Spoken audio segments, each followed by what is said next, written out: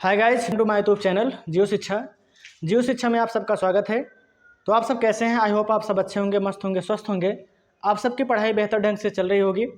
तो आज हम चलते हैं क्लास 9th के फिजिक्स में। ठीक है, आप लोग पढ़े हैं गति क्या होता है और गति कितने प्रकार के होते हैं, सब पढ़ाया गया है और एक्सप्लेन करके बताया गया था। तो आज हम चलते हैं गति से संबंधित कुछ परिभाषाएं होंगी इसमें, जैसे दूरी हो गया, विस्थापन हो गया, और इन दोनों का अंतर भी बताया जाएगा, चाल हो गया। ये सभी परिभाषाएं आप लोगों को बताई जाएंगी। तो पहली परिभाषा है क्या? दूरी। तो दूरी किसे कहते हैं? किसी गतिमान वस्तु के एकांक समय में, किसी गतिमान वस्तु के एकांक समय में तय की गई लंबाई को ही क्या कहा जाता है? दूरी कहा जाता है। ठीक है, किसी गतिमान वस्तु के एकांक समय में तय की गई लंबाई, किसी गतिमान वस्तु द्वारा एकांक समय में तय की गई लंबाई को क्या कहते हैं? दूरी कहते हैं। तो लिखिएगा, किसी गतिमान वस्तु द्वारा एकांक समय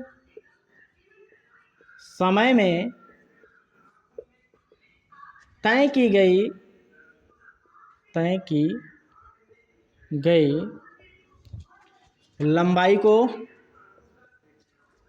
की गई लंबाई को दूरी कहते हैं।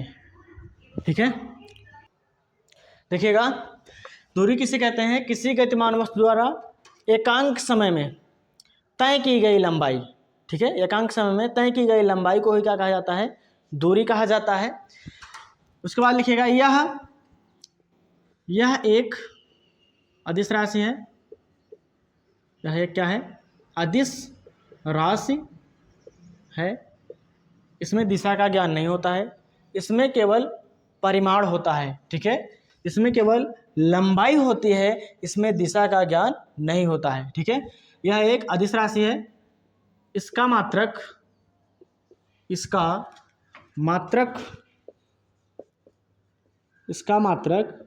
मीटर होता है। ठीक है, यह एक अदिश राशि, इसका मात्रक क्या होता है? मीटर होता है। तो दूरी क्या होता है? किसी गतिमान वस्तु द्वारा एकांक समय में तय की गई लंबाई को ही क्या कहते हैं? दूरी कहते हैं। ठीक है, दूरी जो होता है वह अदिश राशि होती है और इसका जो मात्रक होता है वह क्या होता है? मीटर होता है। तो यहाँ पर देखिएगा, दूरी इक्वल्स टू होता है, दूरी बराबर होता है चाल गुणे क्या होता है? समय हो जाता है। दूरी इक्वल्स टू क्या हो जाता है? चाल इंटू क्या हो जाता है? समय हो जाता है। चाल अभी बताया जाएगा। ठीक है, इसके आगे चाल है, चाल बताया जाएगा। उसके बाद आता है विस्थापन। क्या आता है? विस्थापन, डिस्प्लेसमेंट।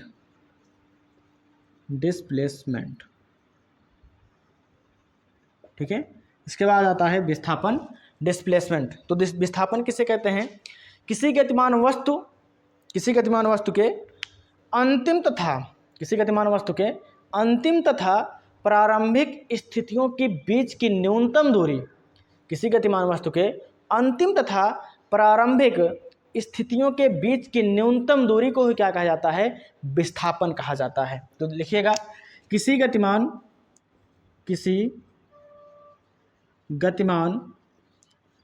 वस्तु के अंतिम तथा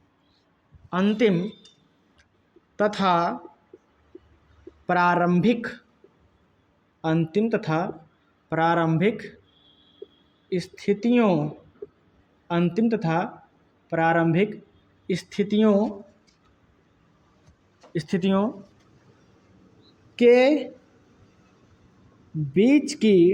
बीच की न्यूनतम दूरी ही विस्थापन कहलाती है।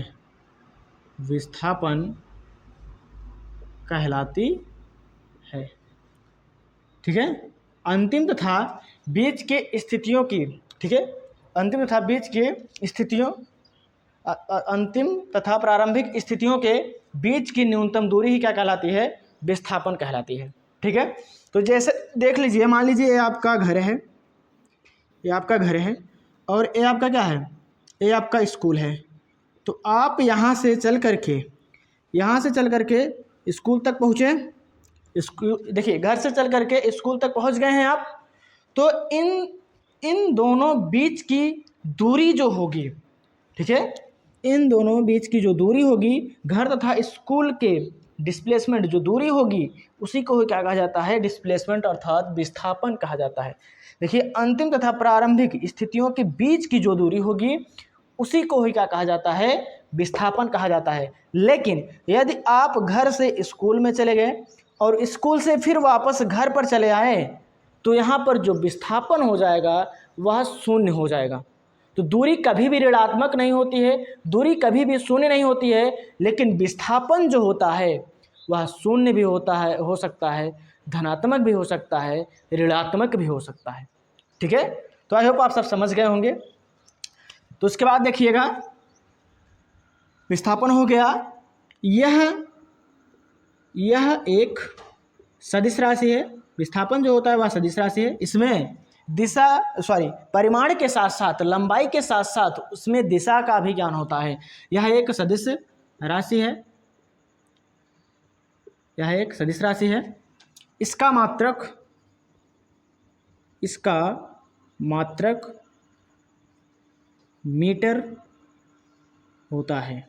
इसका भी मात्रक क्या होता है? मीटर होता है। दूरी और विस्थापन में यही सिर्फ अंतर है कि जो दूरी होती है वह अदिश राशि होती है और दूरी कभी भी ऋणात्मक और शून्य नहीं हो सकती है। लेकिन जो विस्थापन होता है यह एक सदिश राशि होता है, यह एक क्या होता है? सदिश राशि होता है। और जो विस्थापन होता है वह शून्य भी हो सकता है, ऋणात्मक भी हो सकता है, धनात्मक भी हो सकता है। तो आप अगर समझ गए होंगे, आप समझ गए होंगे, आप इसका स्क्रीनशॉट ले लीजिए। इसके बाद हम चलते हैं नेक्स्ट टॉपिक पर। देखिएगा, नेक्स्ट टॉपिक है क्या है? दूरी तथा विस्थापन में अंतर। दूरी और विस्थापन में क्या अंतर होता है उसे समझ लीजिएगा। देखिएगा, दूरी में पहला अंतर जो होता है, देखिएगा, किसी गतिमान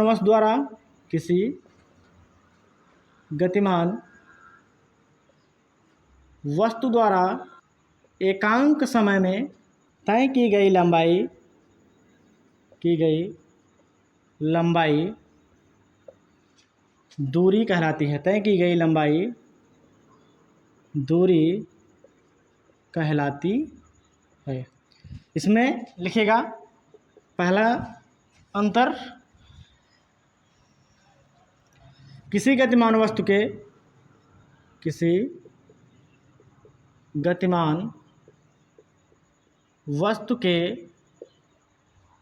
अंतिम तथा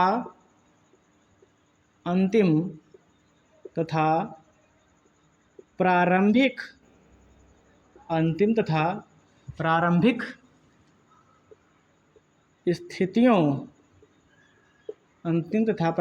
स्थितियों के बीच की न्यूनतम दूरी विस्थापन कहलाती है। ठीक है, विस्थापन कहलाती है। इसके बाद लिखिएगा पॉइंट 2, यह एक अदिश राशि है।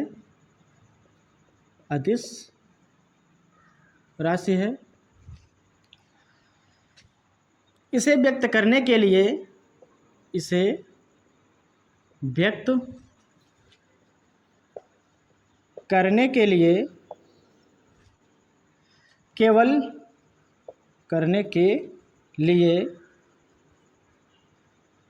केवल परिमाण की आवश्यकता होती है। परिमाण की आवश्यकता होती है, दिशा की नहीं। ठीक, देखिएगा यह एक अदिश राशि है। कौन? दूरी एक अदिश राशि है। इसे व्यक्त करने के लिए केवल और केवल लंबाई की आवश्यकता होती है, परिमाण की आवश्यकता होती है, लेकिन दिशा की आवश्यकता नहीं होती है। इसमें देखिएगा दूसरा पॉइंट, यह एक सदिश राशि है। यह एक सदिश राशि है, ठीक है। इसे व्यक्त करने के लिए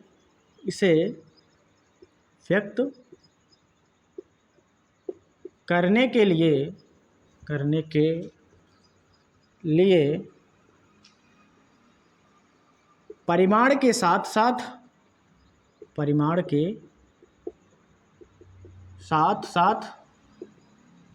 दिशा की भी आवश्यकता होती है। दिशा की भी आवश्यकता होती है, ठीक है। तो यह एक क्या है? सदिश राशि है। इसे व्यक्त करने के लिए लंबाई के साथ साथ दिशा की भी आवश्यकता होती है। तीसरा लिखिएगा, पॉइंट 3 लिखिएगा, इसका मात्रक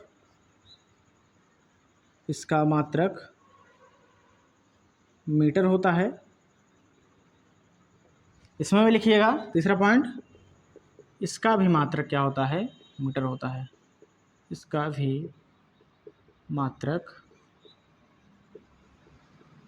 मीटर होता है। इसका भी मात्रक क्या होता है?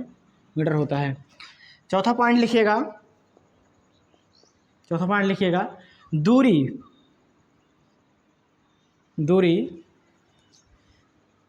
कभी भी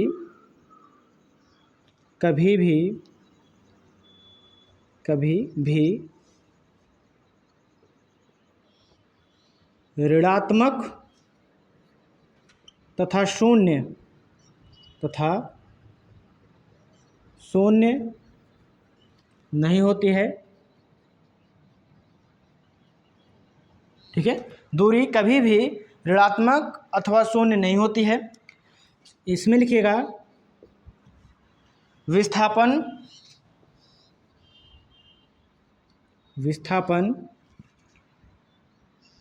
ऋणात्मक अथवा शून्य भी हो सकता है, ठीक है। यह ऋणात्मक भी हो सकता है, शून्य भी हो सकता है और धनात्मक भी हो सकता है, ठीक है। लेकिन दूरी जो होगी वह कभी भी ऋणात्मक और शून्य नहीं होगी। तो आई होप आप सब समझ गए होंगे। आप इसका स्क्रीनशॉट ले लीजिए।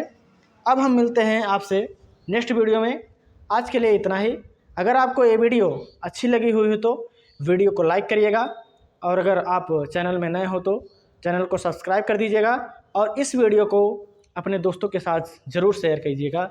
जय हिंद।